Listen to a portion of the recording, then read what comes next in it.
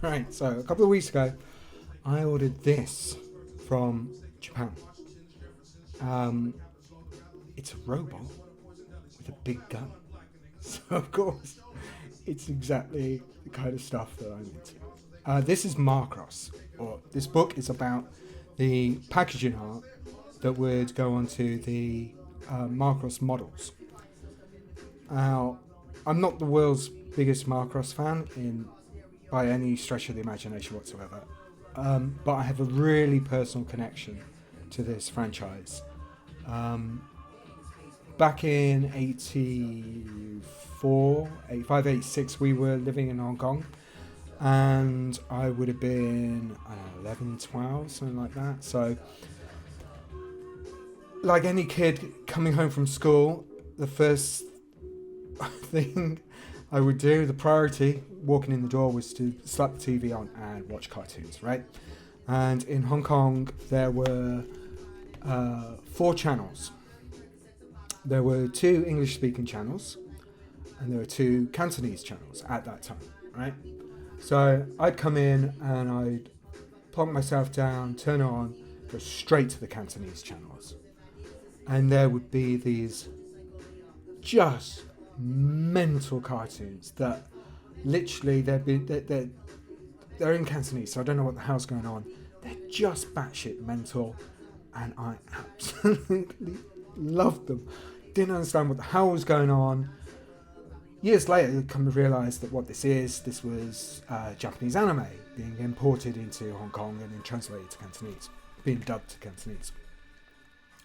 And one of the cartoons that I fell in love with was Macross. And I didn't know what was going on in it. I had no clue, and I just did not care. Because there were massive jet fighters that would transform into walkers that would then transform into robots that would have guns. And it's just like, I didn't need to know what was happening on the screen. I didn't need to know the story. I just fell in love with what I was seeing on screen. And at that time, I would have been madly into Star Wars, collecting Star Wars figures. So obviously, any toy shop, you know where to find me. My mum never had to worry about losing me when she went shopping, because if she did, she'd just go, right, where's the nearest Star Wars display? And then there I'll be just like that, right? But it got to a point, like 80, that time, that's when the Jedi came out, like, I'd have all the figures that I needed, right? And you're standing in these Chinese toy shops, these Hong Kong toy shops, and you're going, got that, got that, got that, got that, got that, got that. I've got all the figures. Don't need any new figures. And you start to sort of look around, and then all of a sudden, like, hold on a minute. That model kit, that's Macross. That's the with the planes and the robots, right? So that was my first kind of exposure to this stuff. And this, like I say, it's just absolutely gorgeous. Japanese know how to do print. Gorgeous book. I'll do a proper kind of flip through of this. Probably cut to it now, actually. But yeah, this really caught my imagination. And at the same time, round about that period as well, like electronic games are coming out, right? So we've been exposed to like Game & Watch, Nintendo's Game & Watch, Donkey Kong, stuff like that. And I distinctly remember getting to know this kid at school who lived somewhere in Kowloon, and he had all the toys. Like, he had all the electronic toys, he had all the Game & Watches, he had everything, right? So we were like instant friends. And one weekend he was like, I don't know if he's having a party or something, but he was like, come over to my place. And we went over to his place. And this is the kind of kid that his parents must have been doing pretty good at whatever they were doing, and he had, the latest toys, latest electronic toys.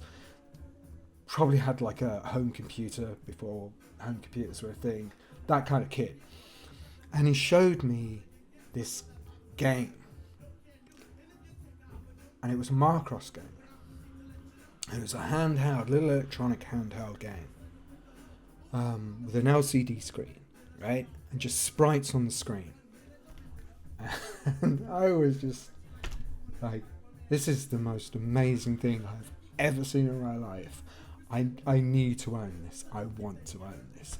And God bless my parents, man. I mean, my mum, she knows how fanatical I am about stuff like this. And they did the magic. And that Christmas, I got this, which is that very same Macross game. Handheld Macross game.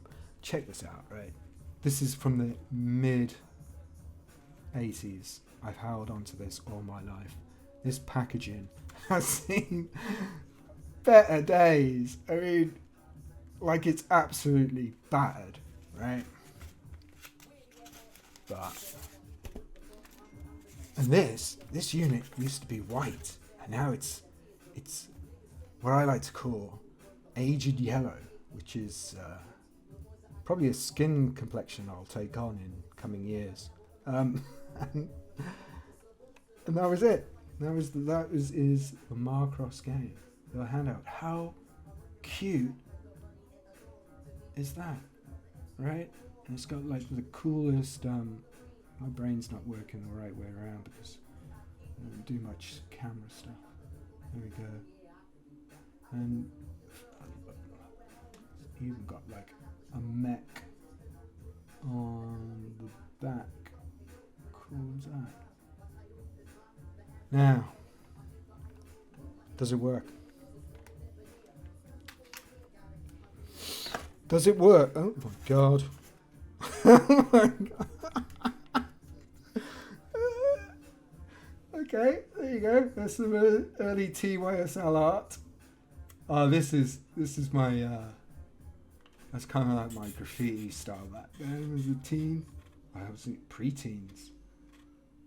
Create characters, WWT. Am I drawing penises? That's a penis. That's a penis. There it is. Okay. Right.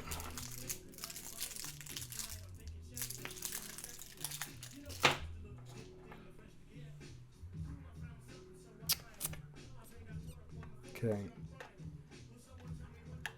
Might want to edit here, Paul.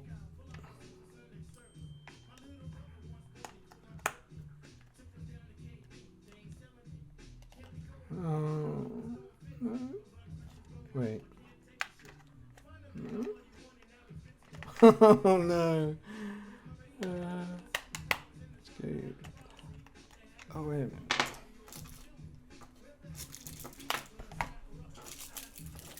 Is that one of the old batteries? Okay.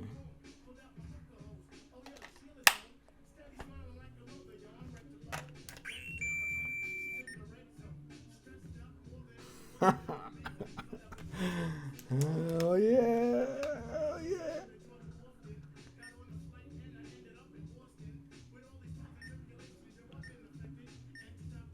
It works. Okay. So maybe I should do like a screen. I'll do a screen thing for this. Oh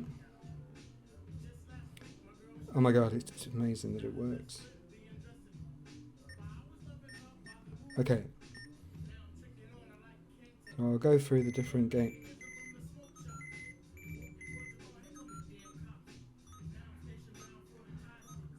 Oh.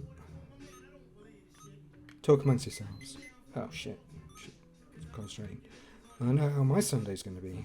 Okay. Right.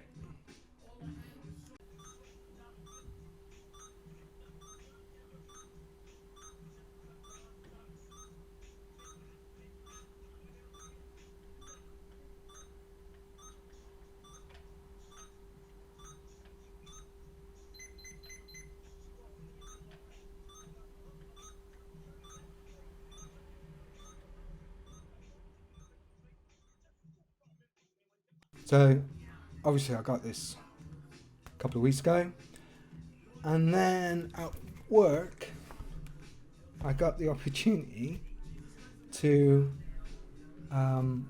take some inspiration from stuff that's basically inspired me all my life. It's amazing artwork, and turn it into something for work, which is now out in the world so I can show it.